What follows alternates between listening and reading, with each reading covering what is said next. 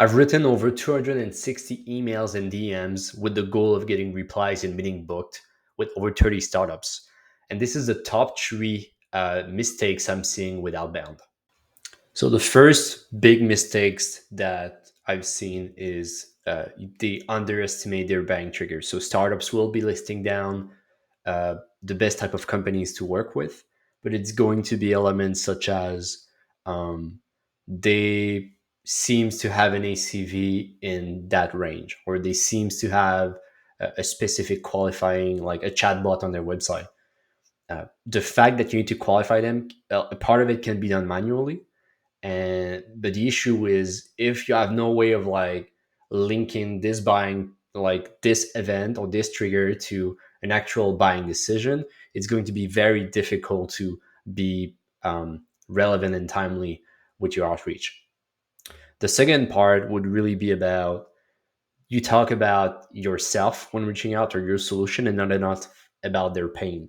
So there's 1,000 different ways of spinning a product, but if you don't focus more on the reason why they might be looking for something else, or they might be looking to improve a current way of doing something related to their job to be done, then it's going to be very drastically different in terms of results, because what you're trying to do is, hey, is this relevant? Do I understand enough of your situation to help you? And if you're able to qualify them that you can help them, then it just makes more sense for them to reach back out. And then the last one is usually they are badly defining the ideal customer profile, or the ICP. I'm seeing a lot of startups going between 50 employees to like 500.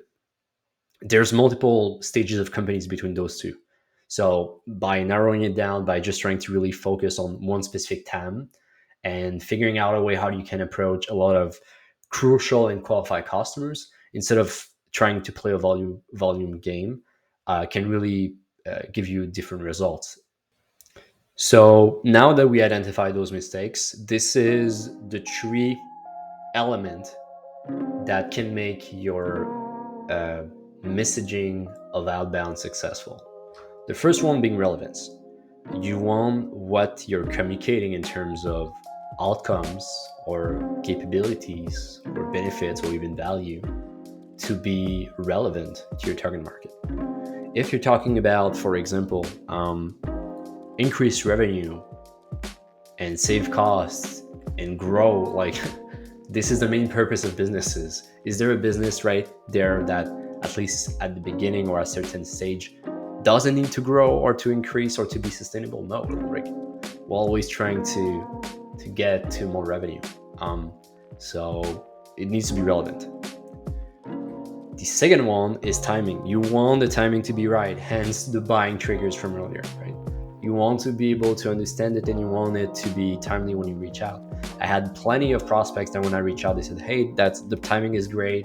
We're reviewing budget right now. It would be cool to work with you. There's always kind of that aspect they need to be aware of. And then the third one is personalized.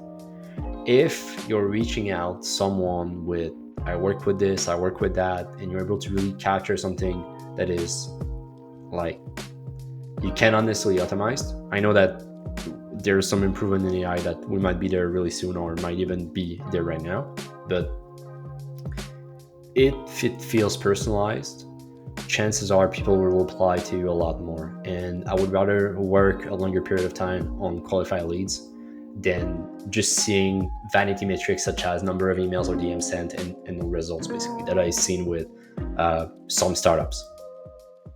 So when you're able to really take those three elements in consideration while doing your outbound and really crafting those key messages for it, this, just being aware of this can put you like ahead of a huge percentage of early stage startups just by treating things differently. If you're unsure about how does your outbound performance right now kind of weigh in compared to what I've seen in the industry standard, feel free to reach out. I'll have a link in the comments. Thanks. Cheers.